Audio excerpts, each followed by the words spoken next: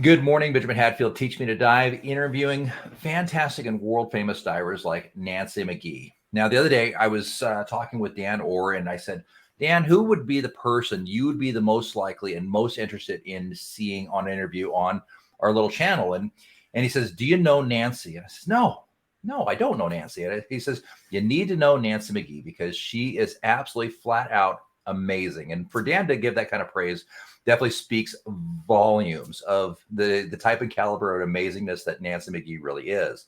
Nancy, thank you so much for joining us this morning. It's nice to be here, Benjamin. Thanks for having me here. I'm excited. So Nancy, let's jump in the meat and the potatoes of it. How did you start diving? Oh my gosh. I started when I was 16 years old. I was a competitive swimmer, and that was just the next best thing. And yes, I'm somewhat aged. I remember being a kid and my mother bringing me inside the house and making me sit down and watch TV, which is polar opposite of what happens a lot of times today. It's the kids are watching TV and getting booted outside. Well, I was outside, got booted inside. You've got to watch this. And it was the Apollo capsule splashing down. And I remember seeing the frogmen who were jumping out of the helicopter. So for me, I never wanted to be the astronaut. I wanted to be the dude jumping out of the helicopter with the fins on to get the capsule. And at that time, I thought, well, they'll never let a girl do that. But that's always been my aspiration. You know, it's just been a draw to the water, I think, from very early age. Wanted to be the one jumping from the kind of like the Guardian, jumping for the helicopter, Absolutely. doing the Love wild that movie. stuff. Yeah. I'm with you on that. The funny thing is the same thing for me. Is I never wanted to be the person to go in space. That looked boring. You sit in a capsule for 22 hours watching a 3-inch screen, and it'd be more fun to be in the helicopter. So I'm right there with you. That's you're the first person I've count that said that. Everybody else, I want to be the astronaut. I want to do the no. Let's jump out of the helicopter. That's more high speed, low drag. So fantastic. Well, yeah. If I ever get to dive in the neutral buoyancy lab at NASA, that will be the closest I'll ever get to being the one that jumps out of the helicopter. So maybe one of these days that'll happen for me. I hope so. Maybe somebody out there's listening and can hook me up. There we go. I think that's a dream for a lot of us because that is quite the pool and operation they've got going on there. I follow a diver that films and photographs there quite a bit, and I think he realizes how jealous the rest of the world is on that. So good for him for at least recognizing that he's got the gig that we all want, at least for a few days. At least maybe for a year or two, maybe it would certainly get old, but for a few days, it sounds like a pretty amazing thing. So Nancy, you've been kind of all over the place. What initially drew you to the world of geographic exploration and diving? Wow. You know, way leads to way. And you and I talked earlier about very few people who are doing something professionally with scuba diving. Usually their path there was to become an instructor. So that was it for me. You know, I went to university and decided that getting an education was more important than doing scuba diving. So I didn't get to do a lot through college, but when I got out, I started teaching and coaching. I was coaching competitive swimming and teaching high school, and just the dive shop opened near me, and I got to do more and more instructing, and then built my own following and broke off on my own and started instructing on my own. And just people want to go diving. And that to me was part of being a really good instructor, was making sure that folks were comfortable in different settings. So just because we've spent a couple weeks together doing the course in a pool and then in a lake doesn't mean that you're ready for, you know, real open water situations. So I started leading trips and having a big group that would go with me. And so the demand for bigger and better happened. And then it was just an opportunity to sit down with boat owners and a set of charts and let the genie out of the bottle, and let's go places that nobody's gotten to go before. Because at that point, I had a group of clientele that had already done the week-long trip on Aggressor or this, that. They were looking for something very different. So that's what I ended up specializing in, and going places that, you know, nobody gets to go to, that are almost impossible without a lot of time to be able to get there and some ingenuity on on the part of the boat owner, operator, and me, the guide, the expedition leader. That's neat. What is the most remote location you have dove now? Well, the one that I'm most pleased with that opened up ecotourism was going to the Forgotten Islands, because at the time nobody was going out there. There's about a 6-week weather window to go to far, far eastern Indonesia, right at the edge of the Australasian plate. Mhm. And we wanted to see what was there, and there weren't any operators who could go out there. So I chartered a boat for 28 days to be able to provision from one island in Indonesia, Maumere, and then get all the way out to the Forgotten Islands, and then cut north through Banda Islands and finish in Alor. So it was an amazing trip with the perfect weather and perfect conditions, and getting to roll into the water and dive someplace nobody's ever laid eyes on before was pretty spectacular, really special. And since then, there's a lot of boat operators that are running trips through there. That's part of their transition from being in the Komodo area up to Raja Ampat area. Okay. Now, I was reading something that you decided that nobody had ever filmed an elephant from underneath. Yeah. It's a great perspective. I love the idea. It's one of those, I've never thought about that. So tell me about filming an underwater elephant. Well, that was a dream come true. I remember seeing images of these elephants that were swimming in the Andaman Islands. And every time I thought about the Andaman Islands, or every time I saw an elephant, I'm like, yeah, I've got to do that. I've got to be the one under the elephant and having it swim over me. So that was another one of those trips where I talked to a boat owner who had a boat in Thailand to bring it to the Andaman Islands, which are kind of halfway between India and Thailand. And we put together this great charter to dive all around the Andamans, and that included making sure I got to Havelock Island to dive with this elephant, Rajan, that was retired there. He was used in the logging industry. Mm-hmm. And that was the one elephant you can access that got in the ocean and swam around. And elephants are actually really, really good swimmers. And that's one of the things that you need to learn. When you're doing an expedition, you have to research so much. And they say in business, you're supposed to do one thing and do it well. Well, what I do is every time I go someplace, it's a new learning curve. And there's a lot of homework that has to be done to figure out, where do we fly into? What are logistics going to be like? And how do we deal with all these different things? What customs, what's culture, visas, all those things that happen. And just getting a chance to get to the Andamans and was a challenge in and of itself. I think the Andaman Islands were sort of like India's remote outpost for government officials that made the government unhappy, sort of like their own version of Siberia. So they didn't make travel through there very easy, but I definitely had to go and see this elephant swim. And so it did. And, I was asking questions, how long will the elephant stay in the water? And they don't answer you. They just give you this little head bob, like, kind of like, I don't know. And one of the things I want to know when I'm filming an animal is, what does aggressive behavior look like in that animal? Of course. So I got that. So it was a little unnerving to get in the water with a 3,000-pound elephant and bull male. Sure.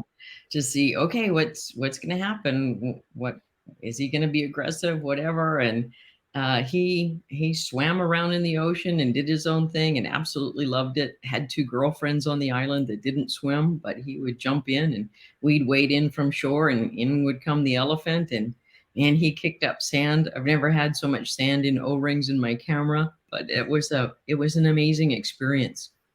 When you're an underwater filmmaker or photographer, you get comfortable with your equipment, and sometimes it's really easy to forget your surroundings because you are looking in a small monitor that is showing you the scene around you, and you lose track of time and space, and you don't know necessarily where you are relative to what you're filming.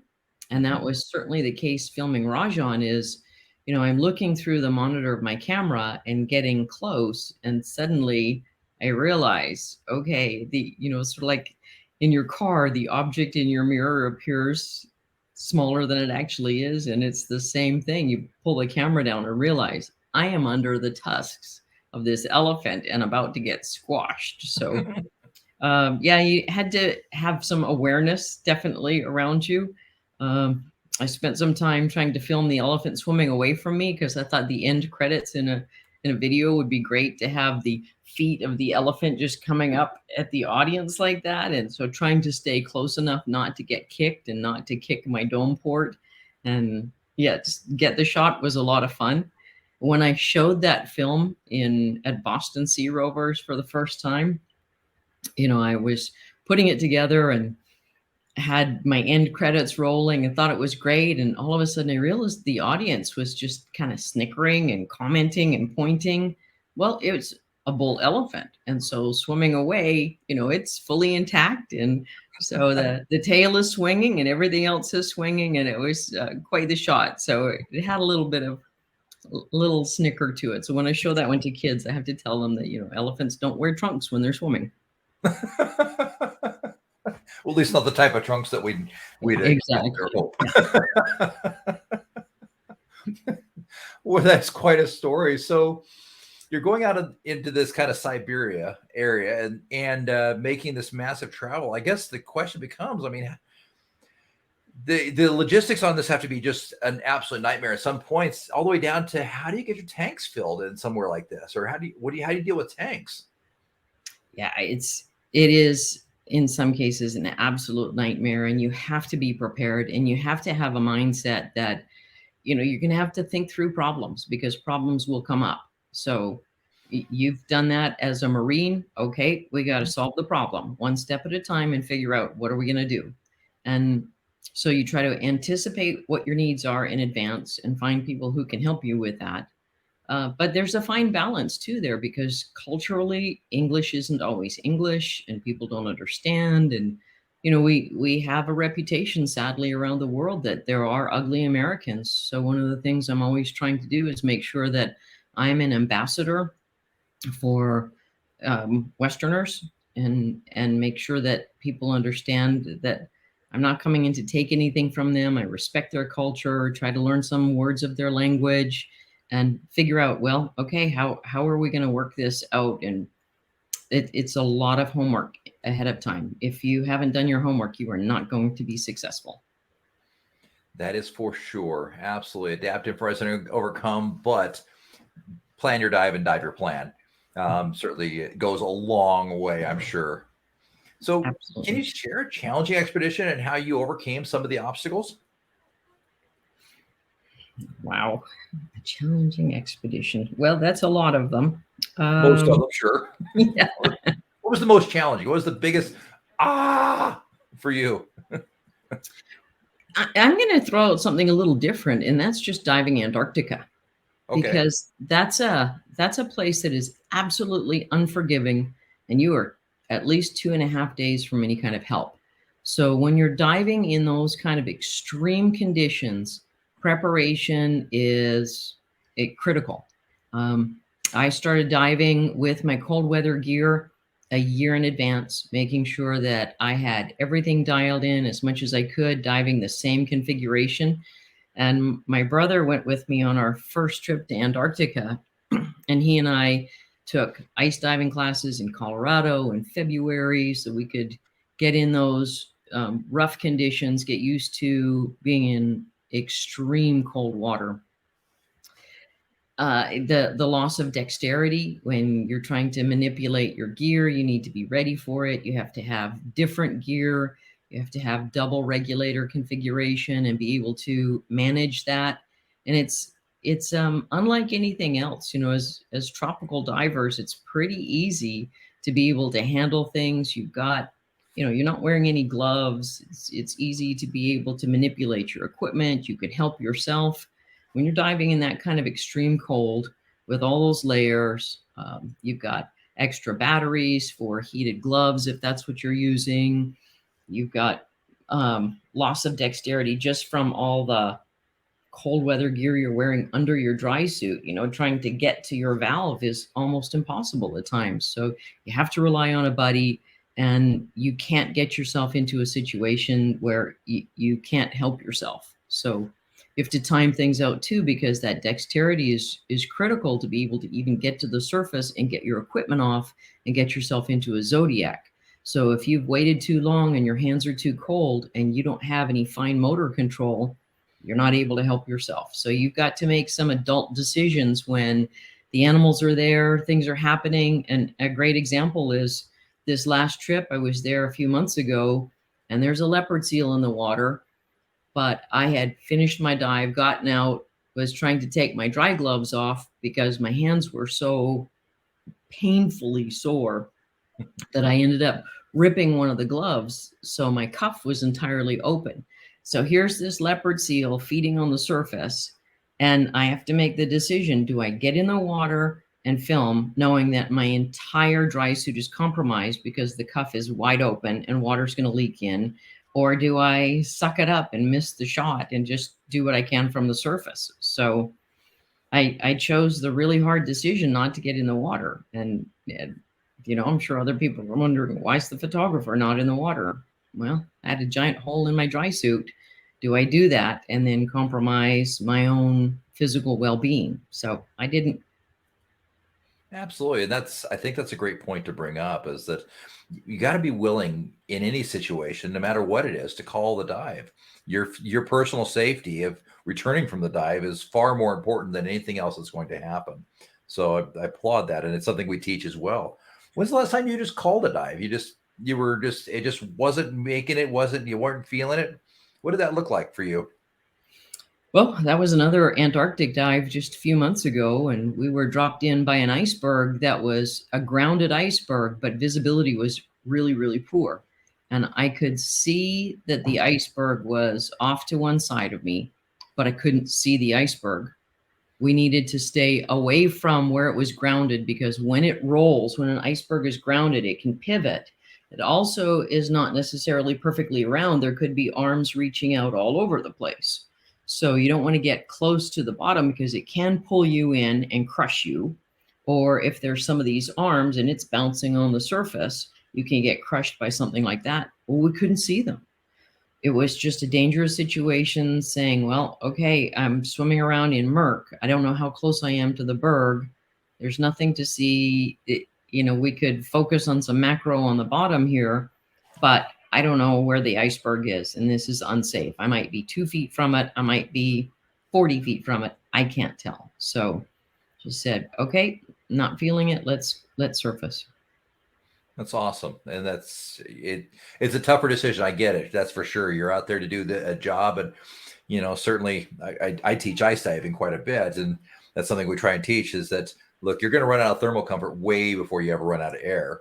And you need to make sure that you're safe first, that you've got to return alive. And if you have to call a dive, call a dive. Absolutely. So good for you. That's, I get it, especially at that level. I mean, that's far beyond the level of, you know, me teaching the sheriff's department how to go under the ice and make sure that they're good. But we have had those students once in a while that just aren't able to make it to the class. We're like, are you going to be doing another one? I said, I don't know. Well, we hope so. You know, the ice conditions look good for the, you know, but, you know, we've had early melts, we've had late melts. We lucked out in this year, we had a late melt. So we were still ice diving on April 1st, which is, you know, certainly unusual, but it is what it is. So good. That's awesome.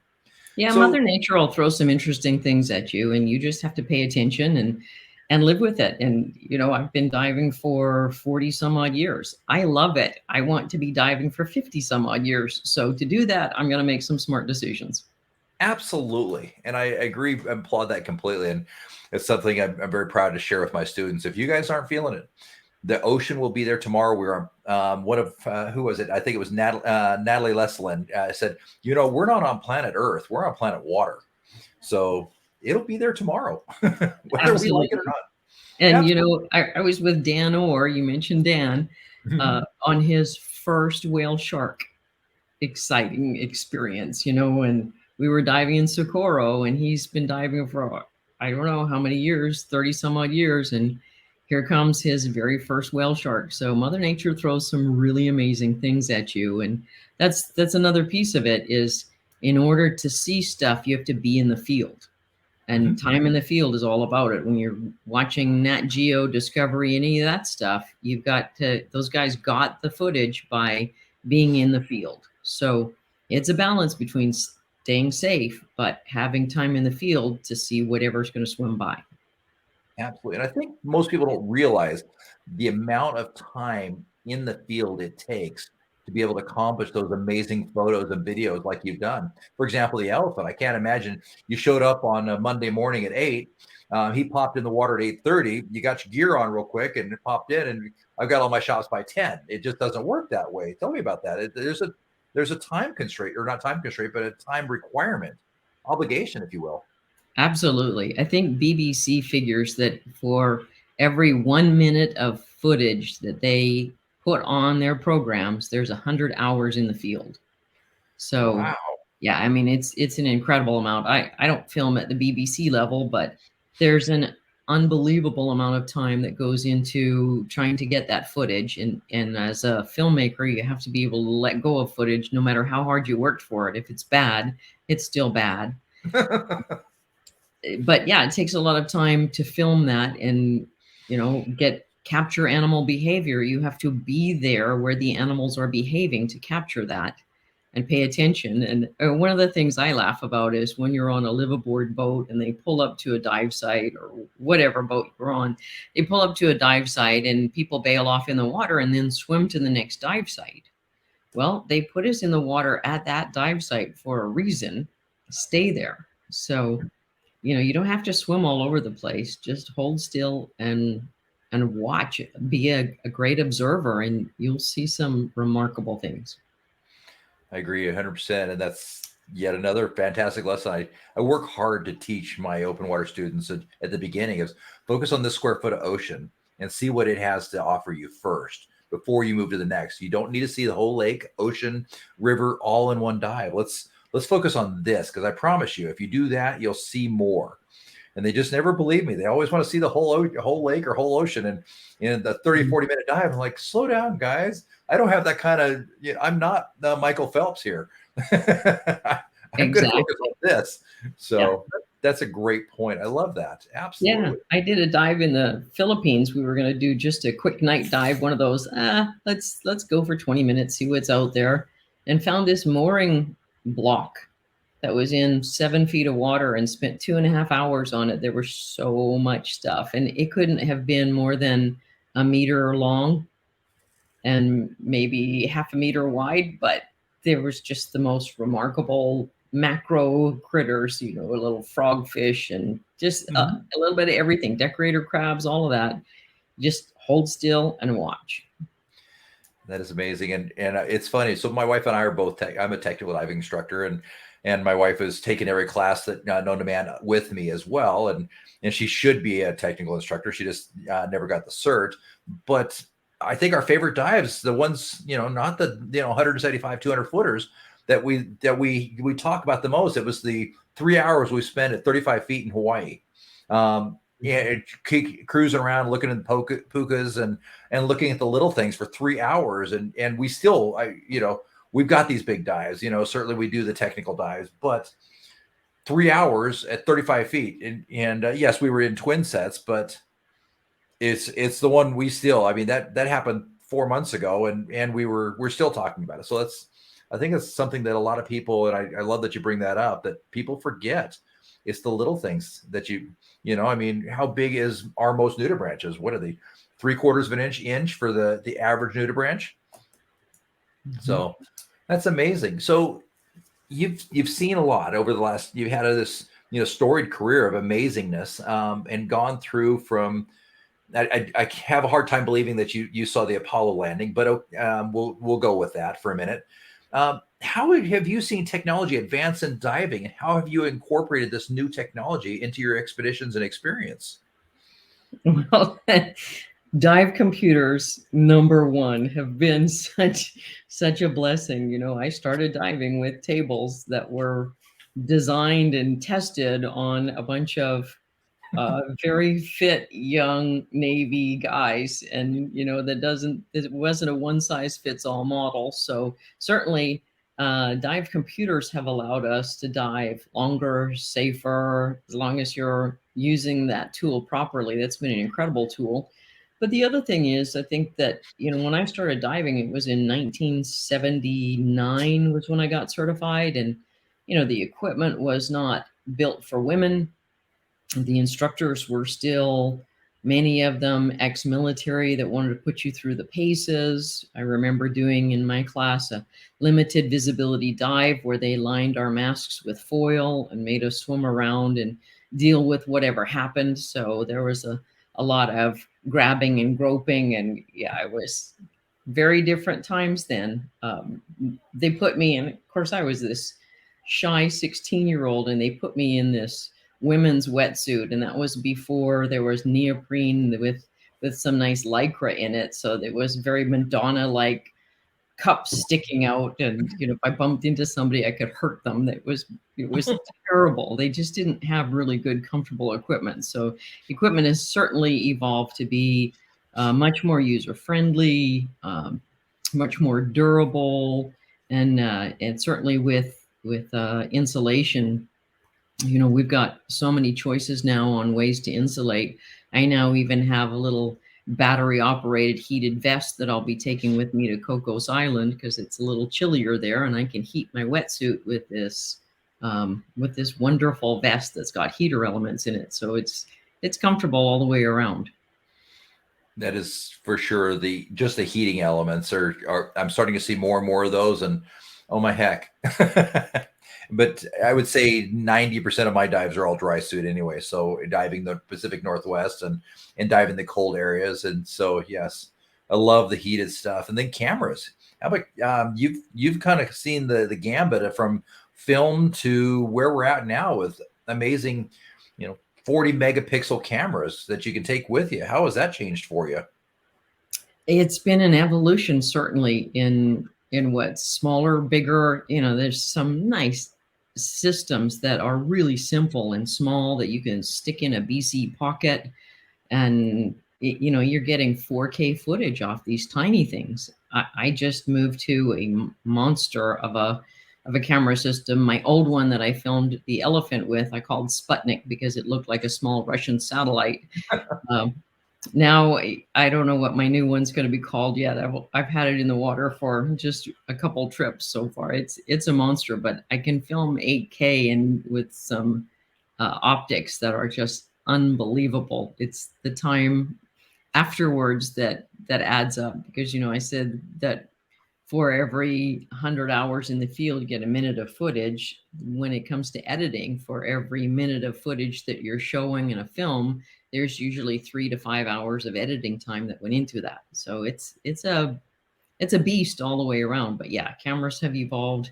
I have a couple Nikonus cameras still sitting around here with those beautiful 15 millimeter lenses that can't be used, but you're also not having to wait on footage. I'm watching my brother underwater who films, he does still photography, and he's evaluating his images right there as soon as he shoots them and making adjustments. In the old days, it was a big deal when you could get the processing on board a liveaboard dive boat, and 24 hours later, after you've already left the site, you find out that your images worked or didn't work or whatever. But yeah, it's come a long ways.